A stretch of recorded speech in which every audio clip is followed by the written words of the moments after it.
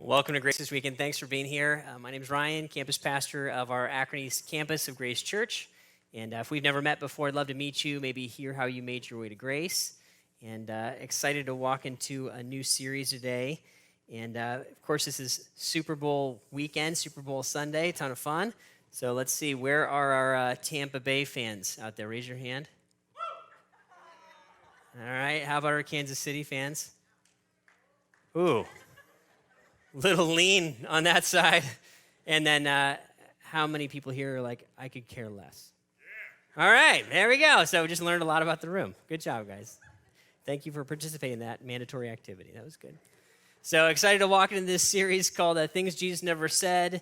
And really want to take some time to look at some things that, of course, Jesus did say, and then some things that Jesus never said. And sometimes those two things get mixed up quite a bit in our culture. There's kind of some assumptions that maybe Jesus said some stuff that he never said.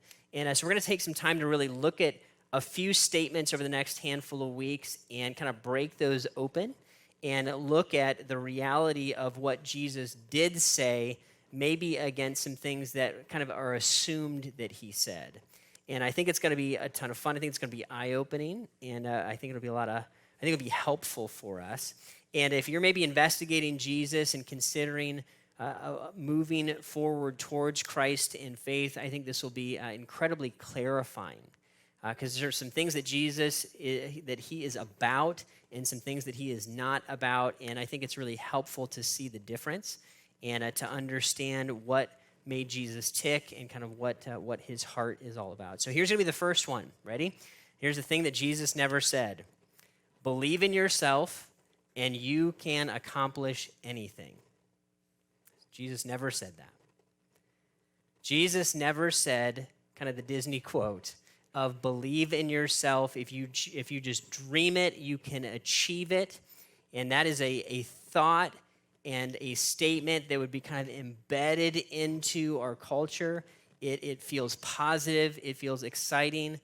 And there are parts of it that maybe we could grab hold of, but certainly not the whole thing. And so want to take some time to look at something that Jesus did say that would bring a lot of clarity, I think, to that statement and that belief that would show up here in our culture. So we're going to dive into a passage of the Bible that I think is going to help us with this. It's Matthew chapter 25. So if you have your Bibles with you, go ahead and turn there to Matthew chapter 25. Maybe open your smartphone, go to YouVersion or download that if you don't have maybe a copy or an app on your phone to use. You can use that. If you want a physical copy of the Bible, I'd love to give you one after service if you want and just make that your own. And I think we would love to have you utilize, of course, the Bible that way. But we're going to be in Matthew chapter 25, verses 14 through 30. And we're not going to read through the entirety of that passage right here together. I encourage you maybe to read through that later this afternoon or later this week and get kind of the full story. But we're going to look at this, and let me even kind of set us up a little bit before we jump into kind of the heart and the meat of the conversation. What Jesus is doing here is he's going to talk through a parable. And a parable is simply a short fictional story, right? So it's kind of a made-up story that Jesus would often use. Actually, teachers of all kinds used during this time frame that Jesus lived to illustrate a spiritual truth. They kind of communicate a thing that was hard to communicate by just concept, and so he uses a story to make that make a ton of sense.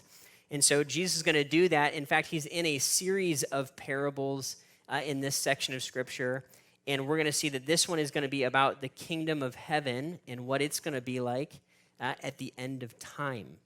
That's kind of the focus of this parable. So here's where Jesus is going to start as he starts to unpack this story. Matthew 25, starting in verse 14, he says, again, it will be like a man going on a journey, and it is going to be the kingdom of heaven at the end of time.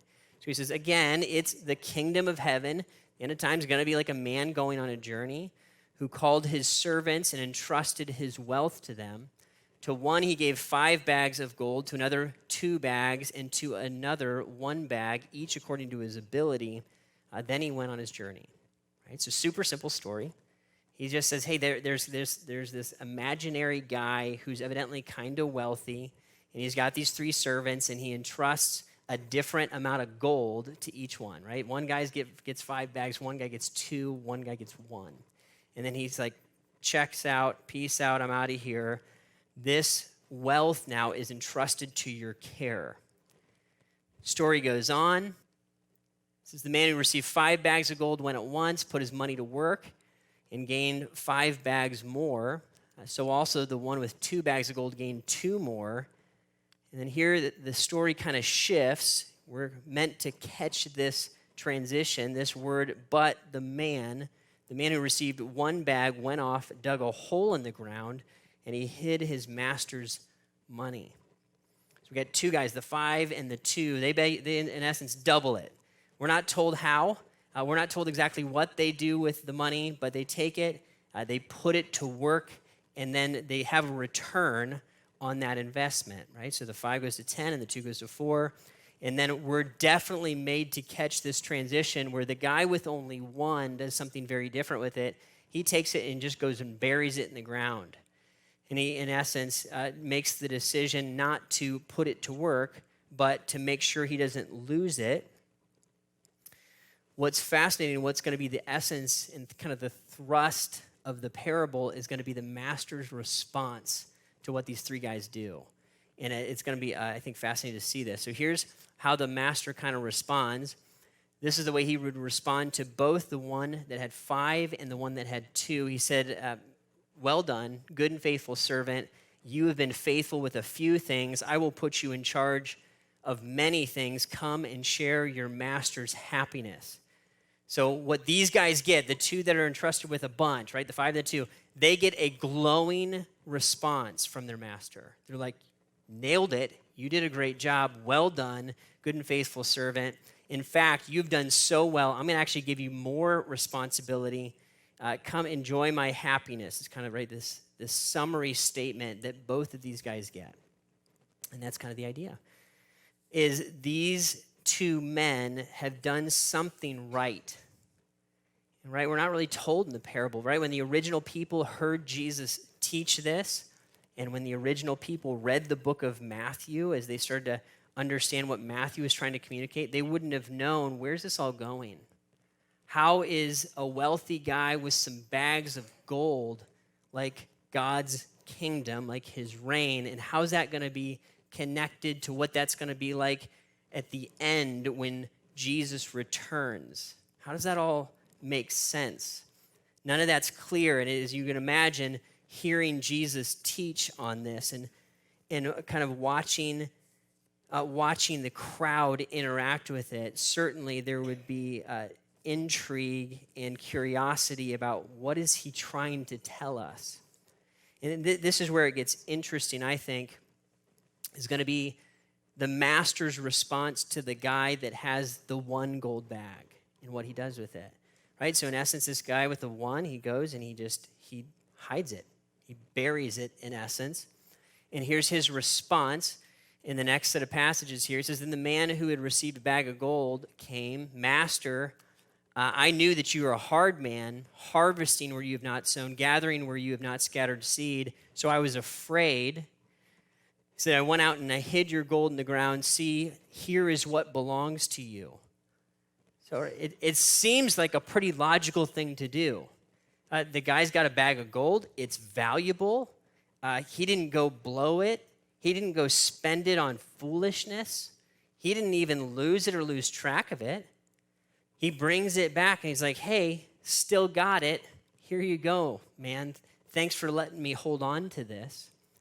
And what's always struck me about this parable is the way the master responds to what this one guy does, because it doesn't seem like that crazy of a thing to do. Doesn't even seem like a bad conclusion that you would land in a place where you say, boy, I'm a little worried about how the master will respond if I mess this thing up. He's afraid of the master. He knows that he's a hard man. That's the idea of being a severe man, that he might be exacting. He might expect a lot of the people that are under his leadership. And so his conclusion is, I'm just going to hold on to it and not lose it. Watch how the master responds. Master replied, you wicked, lazy servant. Wicked, lazy servant. Ooh, Harsh words. Harsh words. Wicked, lazy servant. He says, so you knew that I harvest where I have not sown and gather where I have not scattered seed. Well, then, you should have put my money on deposit with the bankers so that when I returned, I would have received it back with interest. He says, in essence, man, you should have done something with that. You should have at least utilized it to return something. That was the point of why I entrusted it to you. In essence, if I wanted to just hold on to it, I could have just done that myself. I gave it to you for a purpose, for a reason, and he lands in a place where he says wicked and lazy. And I think that the thrust of that maybe is a couple fold. One is I think he really misunderstood his master's heart. See, the guy with 5 and the guy with 2, they're not rebuked. They're not yelled at for taking a risk with the money. In fact, they're commended for taking initiative. They're commended for risking and putting that thing to work. And this servant evidently didn't know that about his master. And he didn't want to get involved in the work that was necessary to make that resource be invested well and have a return on it. And so this is the conclusion, you wicked, lazy servant. And he's frustrated. He takes the money that is given to that servant and he gives it to the guy that's already got 10. He knows he's going to multiply that. Right? It's fascinating. Here's kind of the thrust of this parable. When we look at what God has done and how he interacts with us, here's what I want us to see against the backdrop of our thing that Jesus never said. Jesus never said, believe in yourself and you can accomplish anything. Didn't say it. Never said anywhere. Here's, in essence, what he did say. He, in essence, said this: discover the gold that God has given you and put that to work. Put it to work. Here's what we can say. We can say that Jesus would recognize that we are created in the image of God. That's true of every person. That if you're a human being, you have intrinsic value, that you're made on purpose, that your life circumstances, the place that you find yourself, the family that you were born into, the gifts that you have, the passions that you have, those are on purpose. They're custom designed and delivered to you. There is a gold given to each person, so to say. There's certain things that you can do that I can't do. Certain things I can do that you can't do, right? There's a uniqueness to each human being, and here's the idea that what we're called to do is take this gold that God has given us and invest it for the kingdom. And when we say gold, we're not just talking about money. We're talking about all that, the abilities, the passions, right? The things that cause you to stay up and lose sleep at night, the things that fire you up that are good and that cause good to be done on the world. Those are not accidental. Those are things, I believe, placed into you by God. And that gold is meant to be put to work. We're supposed to do stuff with that. We're supposed to take initiative and risk with that. Are we supposed to do that so that I can be as awesome as I can possibly be? No. Am I supposed to do that for my own self-aggrandizement so that I can be amazing? No.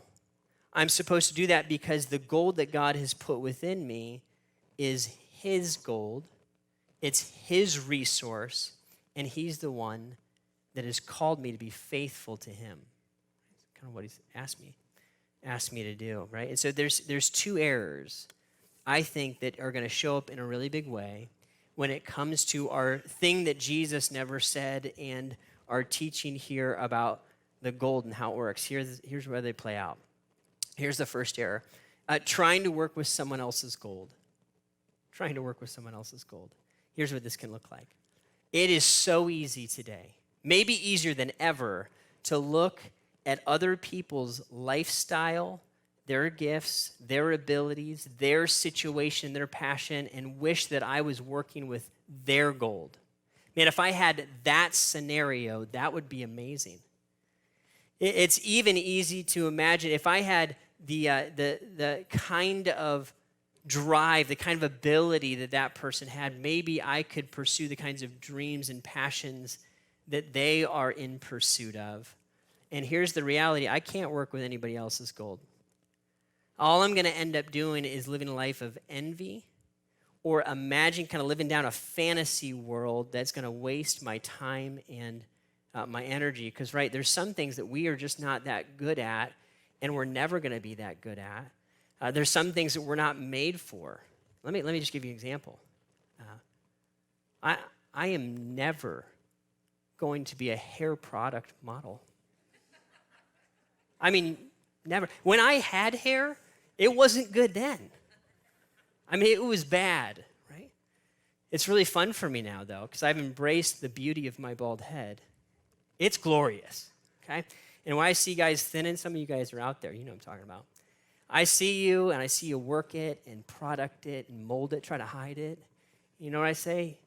You're all coming to me, right? You're all coming my way. I've embraced who I am in my baldness, right? There's a reality. I'm not going to be that guy. I have something wrong with me. I'm not sure what it is. But when someone gives me verbal instructions, if you say to me, Ryan, go down the road and take a right, and then take a left, somewhere right when you start saying take a right, I involuntarily zone out. I can't hear anything else that you say, and I'm not sure why. But if I had a job dependent on verbal instructions, I would get fired, right? Every time. And I bet if we go through, you have issues like that. I have issues, you got issues, we got weak spots. And are there some things that we're wired to do and we could work really, really hard and become really, really effective in them? Absolutely. Are there some things that we could spend our entire lives working at and we would still be not even close to good at? Yes, I want to just recognize that. So is it true that every human being has every possible ability ever given to humanity? Did Jesus say that? He never promised that. Here's what he did promise. I have entrusted gold to you and to you, right? I have put things in you for you to develop and work on and master and work for my glory.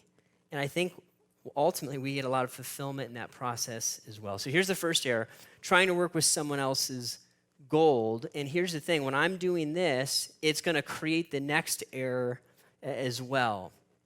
If I'm so focused on somebody else's lifestyle, their gifts, their abilities, what I'll end up doing is squandering the gold that God has given me. I'll end up squandering the gold that God has given me. There's a reality that in a given set of time, in my life situation, right here, right now, right? There's relationships and there's roles. There's stuff for me to do. I have a job, or I'm in school, or I'm living with a roommate or some neighbors. There's a scenario that I'm finding myself in, and it's in that scenario that God has asked me right here, right now, not in the future someday when everything works out, but right here, right now, to put that gold to work. That's the reality of it. That no matter where I am, no matter where I've been or how far I've drifted from God, doesn't matter. The gold is still there.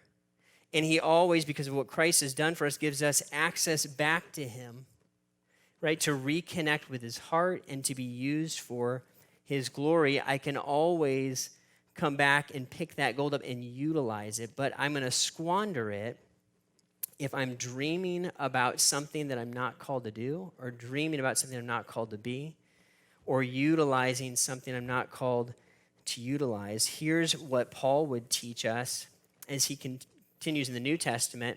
He would say this in Colossians chapter 3. It says, whatever you do, work at it with all your heart as working for the Lord, not for human masters, since you know that you will receive an inheritance from the Lord as a reward. It is the Lord Christ that you're serving. And this is an amazing verse. What this verse does for the follower of Jesus, if you're investigating faith, here's what this says to a Christ follower.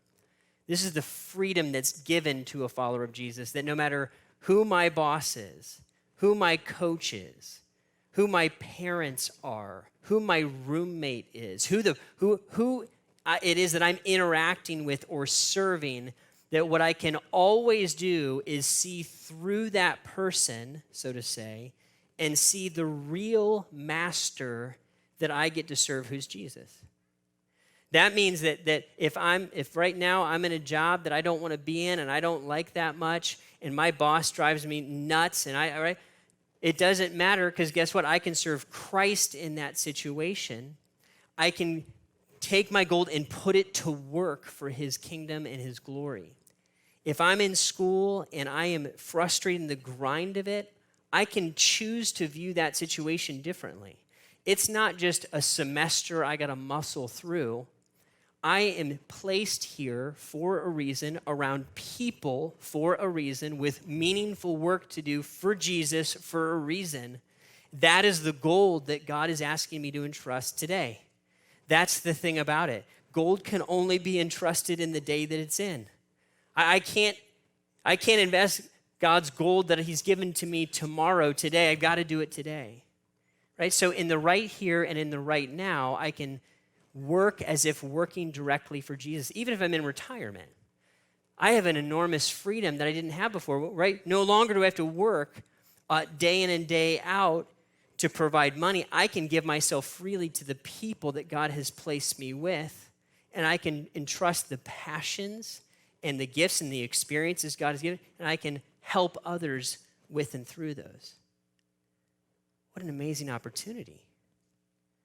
Did Jesus say, believe in yourself and you can accomplish anything you dream of?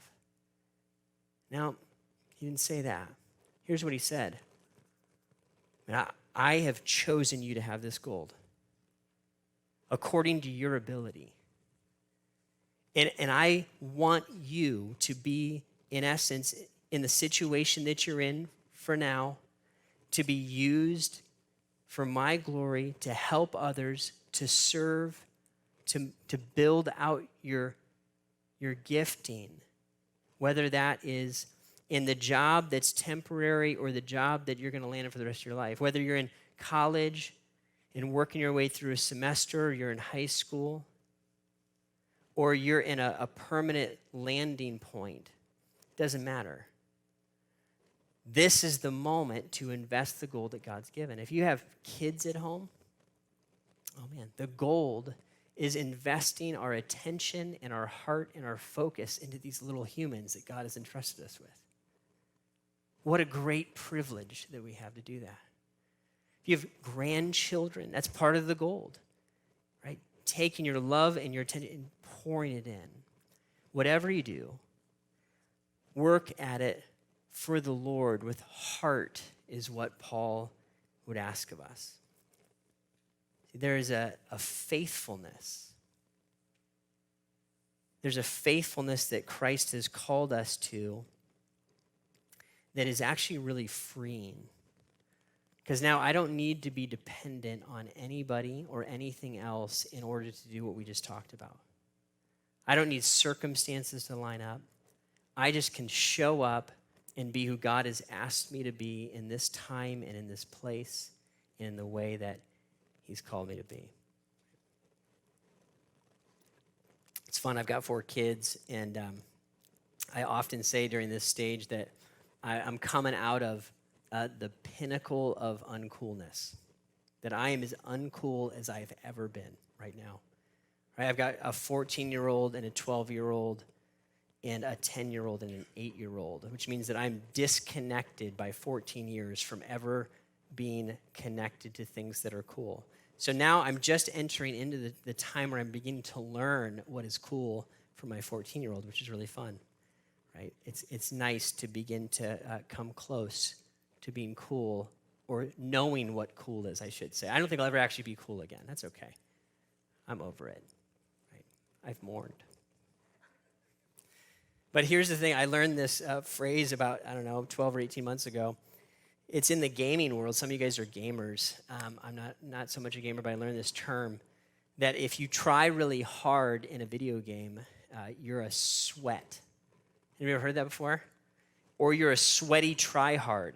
Those of you who have kids that are like 8 and 10, you're on the ramp up to uncoolness. You're getting less cool every day, just so you know. So you can like learn from me how this works, right? So a sweaty tryhard is somebody that does this. They try way too hard in the video game situation to beat somebody who's easy to beat. And somebody looks back when they got beat and they say, you're a sweaty tryhard. Or, for short, you're a sweat. This is educational, right? You're like learning cultural things. I am too. It's fun. So I started to hear this and understand it. And then here's what's fascinating. That term got moved from the gaming world to just life in general. And so if you try hard at anything, you're a sweat. I was like, oh, that's fascinating. So now this is a word that's utilized by the young people among us. It's kind of how this works. So what I'm fascinated by is being somewhat of a sweat is going to be normal for the person that says, I follow Jesus. Right? I'm going to end up trying hard at the things I'm doing, making myself vulnerable, putting myself out there in relationships and opportunities and stepping forward and being willing to break the curves. Why? Because I'm not doing this for people. I'm doing this for Christ. This is why people, imagine, if we got a hold of a fraction of this, the kind of impact it would make at school and in workplaces, when people started to see people actually putting themselves out there, actually doing quality work, actually loving and taking care of coworkers, that person might be called a sweat for a minute, but eventually they'd start to look different, and people around them would say, what's the deal with that guy? What's the deal with that lady? They're different. There's something different about them. What is that? And maybe that becomes an opportunity for us to point to the one we're actually serving. There should be people at the top of every industry who call Jesus Lord. Why? Because he is the one that we're working for. It's him that we serve. On the flip side, right, Christ followers, can we live with grumbling and complaining and mailing it in? And just kind of run? Or are we called to more than that? Are we called to show up and engage a day on purpose because I'm created by God and I've been asked to engage this time for a reason, knowing that there's an eternity that exists and there is eternal work to be done? Love it. I was thinking about this week as reading through kind of my normal Bible reading plan. I came through this proverb. I thought I'd share this with you guys. Here's what Proverbs 12:11 says.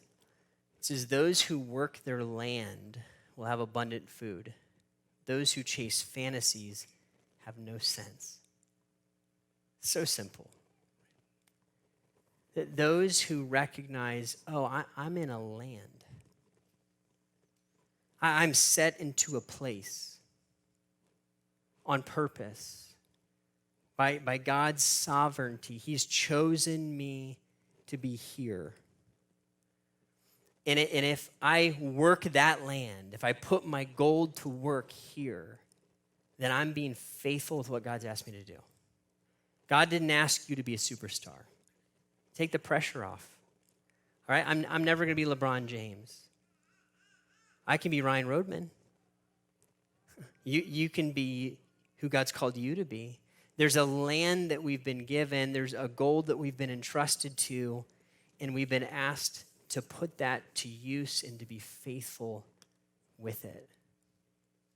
Love that. Love that. For me, this is something I have to keep coming back to.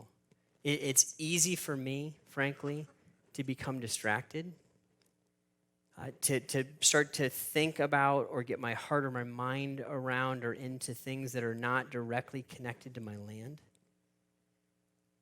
Right? This is easy for all of us to go into chasing fantasies, living in distraction.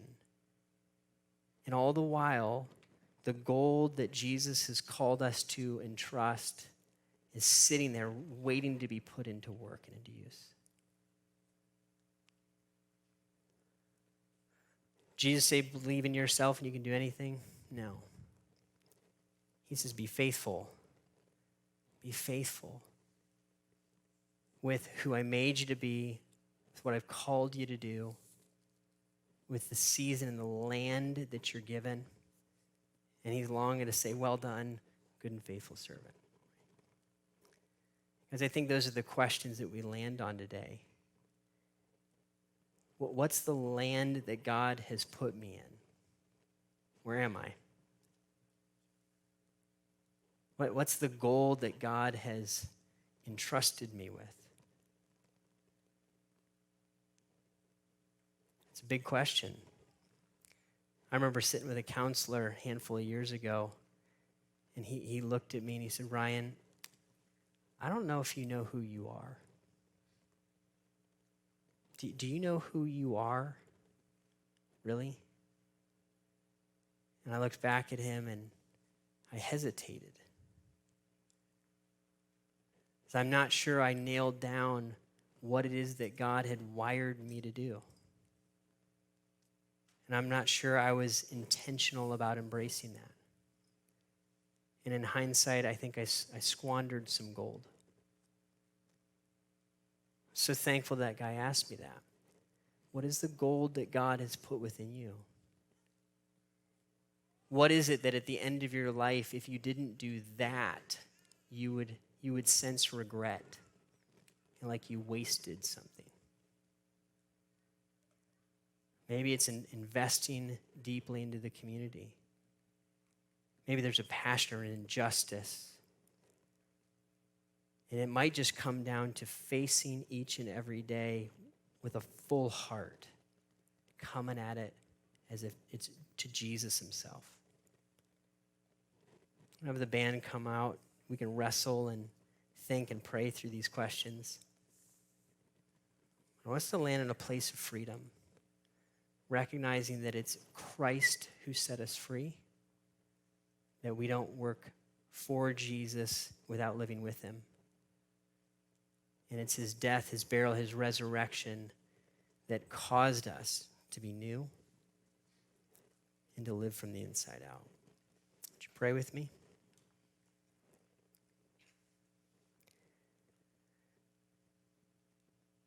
Lord, we are humbled and amazed, Lord, that you would entrust us with your resources, God, with your gold. And Lord, we want to say thank you for that. Thanks, God, that there's abilities and things that we long to do and are wired to do that maybe other people aren't. God, help us to see the land that we sit in today. And God, I pray that you would put within us a deep passion to wake up each day and to take what you've invested in us and to put it into work for you. God, would you speak to our hearts and our minds as we worship and sing with you, Lord.